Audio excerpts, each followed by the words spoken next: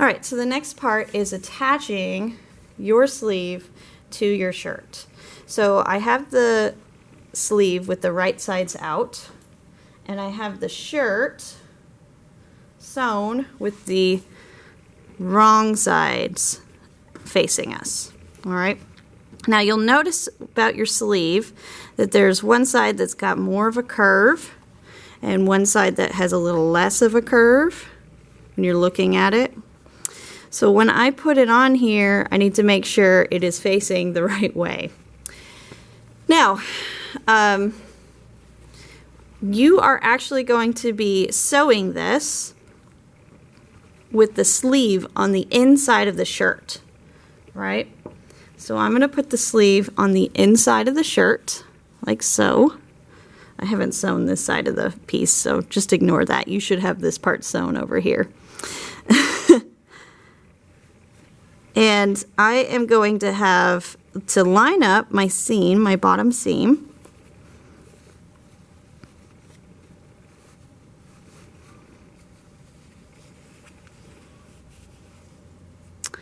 And sew it in. Now, you are going to find that there's going to be quite a bit of bunching on here. So if you don't want it to bunch, you can do what's called a basting stitch. So a basting stitch, I would basically take my sewing machine, make sure it's on a wide stitch setting, and sew pretty close to the edge of the shirt, because we don't want to see this in the final. So I'm going to actually line it up with the edge of the foot here. We don't want to see this stitch. Oops, get that pedal. And I'm not going to tie it off.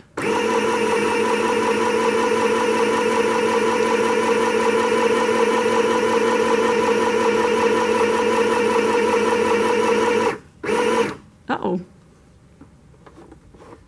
There was an issue. Came unthreaded. That's weird.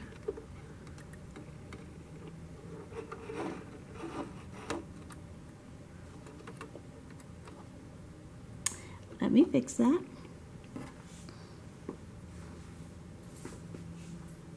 Where did I put my scissors?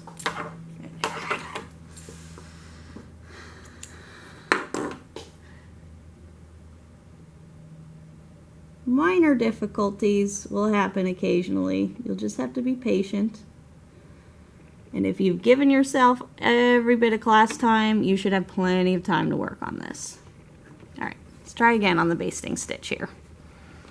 It's good to have lots and lots of string for the basting stitch too, so you'll notice I'm not starting directly at the seam. In fact, I can turn this inside out so you can see where the seam is. I'm just going to start maybe about 4-5 fingers away from the edge, right up next to the edge here, and then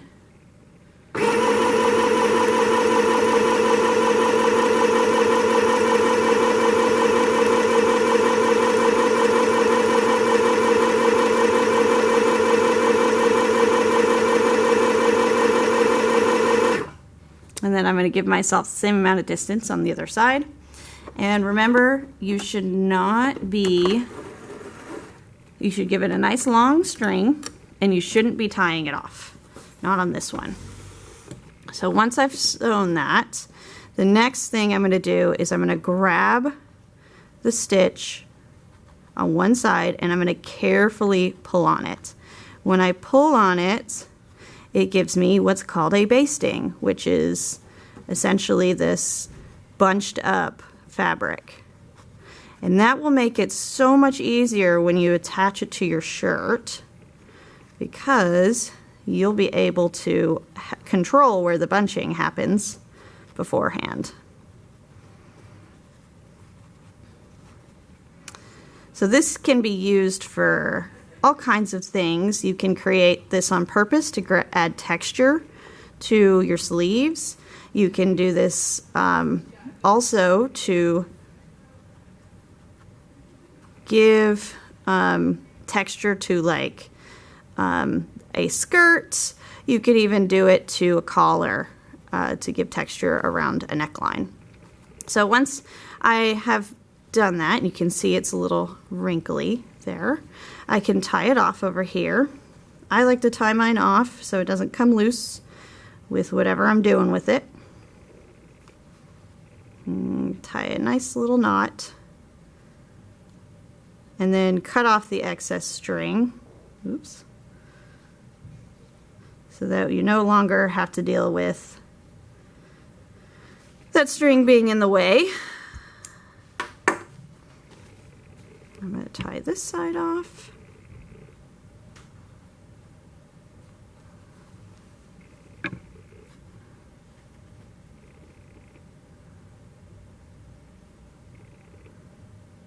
Here we go. And now I can pin it. I want to turn it right side out. And you can start to see it curling like a shoulder should. And so now I can bring my shirt back, flip it so that it's on the inside of the shirt. Line up the seams, and you can see it's already starting to fit a lot better. So at this point, I definitely want to start pinning so that when I sew it, it won't move around and shift. I usually like to take my pins out as I go. I'm recording, so hang on a minute, please.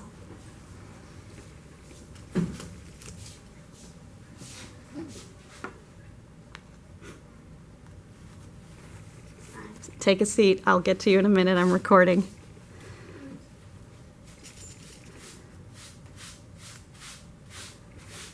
Your friend can go somewhere else for now.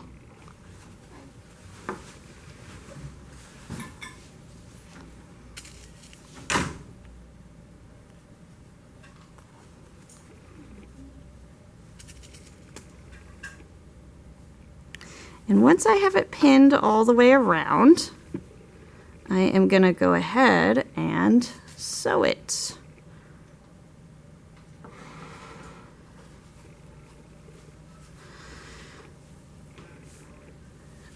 When you get to things like this, you can kind of choose which side you want it to be on,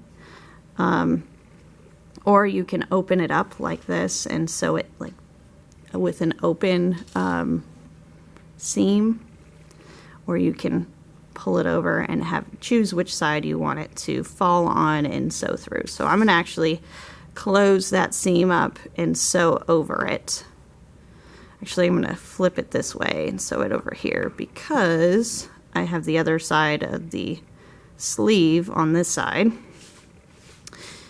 And I'm going to put my pin through this so that it holds still. Now this is the point where if you're not careful and it bunches up in another place, you could sew through the wrong piece of fabric.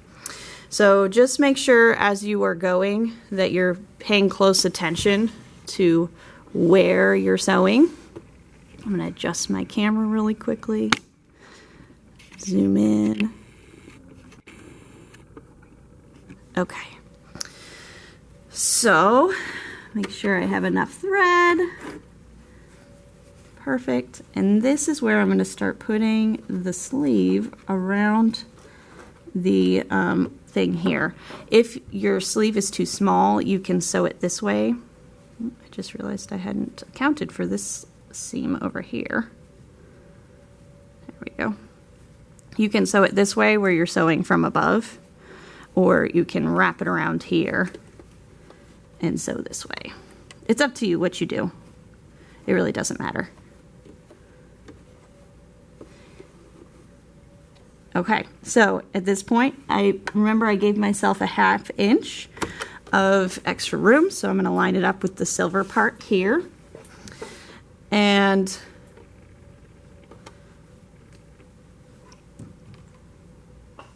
step on my petal. I'm going to go backwards and go to the end.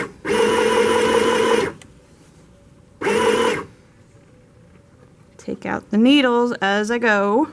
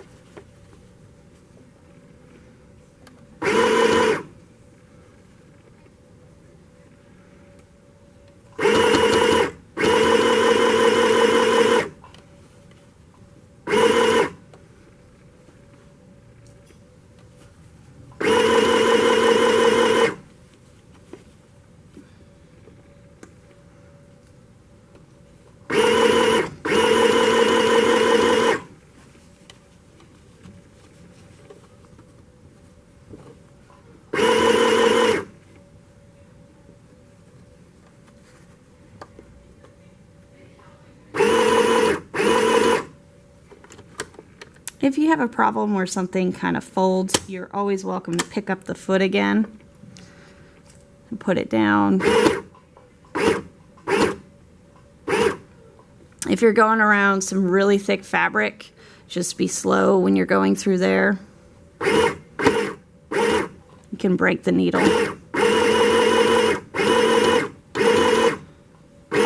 All right, so now I'm going to do a backward stitch. Tie it off, pull my needle up and pull it out. I'm going to cut all of my loose ends here. And if I did it correctly, what I should end up with, oops, wrong way, is a sleeve that is attached to a shirt.